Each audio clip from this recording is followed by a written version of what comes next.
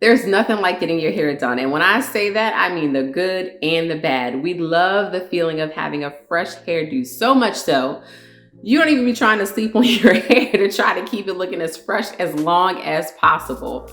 But we also know that we have to do a lot of planning to get our human hair bundles or our human hair wig installed.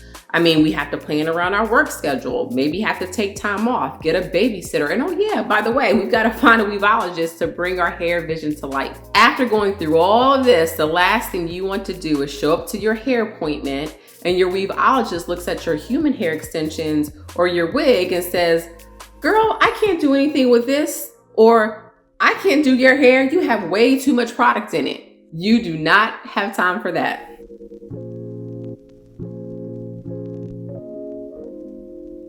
Working with and finding the right weavologist for what you need in your budget can be pretty tricky. So when you do find the one, make sure you hold on to them tight. I mean, finding a talented and reliable weavologist is like trying to find a unicorn wearing a dress. At least in my experience, you may have to, unfortunately, go through some bad ones to get to the great ones. To make it easier on everyone, here are some questions you should ask your weavologist before you schedule your next appointment with them. Now, usually most weavologists will provide their clients with a list of things you need to do before you book with them.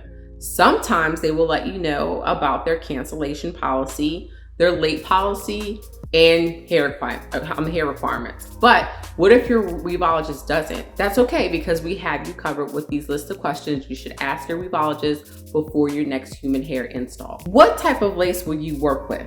I can't tell you how many times I've scrolled through Instagram or Google looking for a weavologist and I see something like this.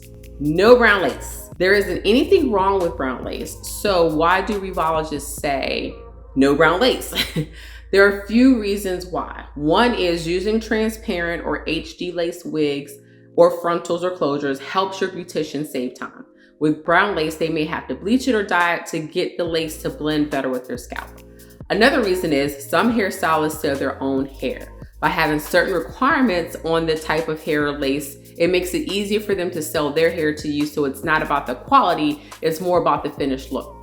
If you like brown lace and the weavologist you are chatting with doesn't work with brown lace, then find another one. Number 2, do you need my human hair bundles, closures, frontal, or wig before the install? This is an important question to ask, and if you don't get this answered by your weavologist or hairstylist, then there could be a result in you having to reschedule your appointment, and no one wants that nor needs that in their lives. Some weavologists will want you to drop off your human hair extensions, your closer, or your human hair wig 2 to 5 days before your appointment. Now, one reason is if you're getting your hair dyed, they will need time to dye it or bleach your bundles or wig to create the look that you're going for. The other reason is that they may need to pluck the hairline of your human hair closure, your frontal, or your wig. This will save you time when it's time for you to show up and get your hair done. 3, do I need to wash my hair before, or do you prefer to wash my hair?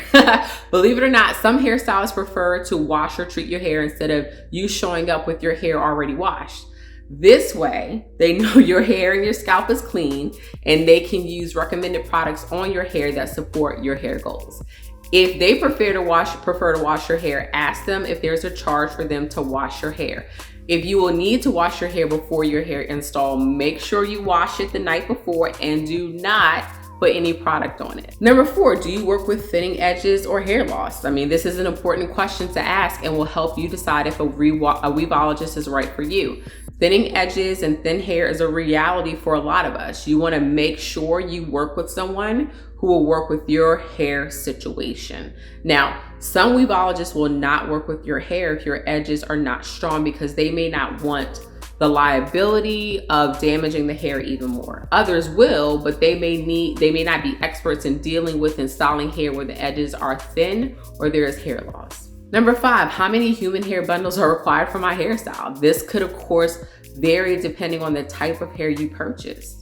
For example, a queendom's bundles are thick and full, and we always weigh them so that you know your human hair bundles are always at least 100 grams, at least 100 grams. Some weavologists will require a certain number of human hair bundles for a human hair closure versus a human hair frontal, depending on which one you're using. I've seen this human hair bundle requirement range anywhere from 3 to 5 bundles, but this also depends on the size of your head. I can get away with 2 human hair bundles with a frontal because I have a small head. Also, if you are using longer bundles, some weavologists will require a certain number of bundles if you are using longer bundles. Some may say 4 to 5 bundles are required if you're using bundles that are 22 inches or longer. Now, let me know in the comments below, what questions do you get from your weavologist before you get your hair or wig installed? Are there any other questions you ask your hairstylist before you get slayed? All the queens in the queendom want to know. Now, to keep the conversation going, and if you have any questions, make sure you are following at A Queendom Life on Instagram and of course on Facebook. Now, until next time, always remember to unleash your unique beauty, extend your outer grace, and celebrate each other's uniqueness. Take care.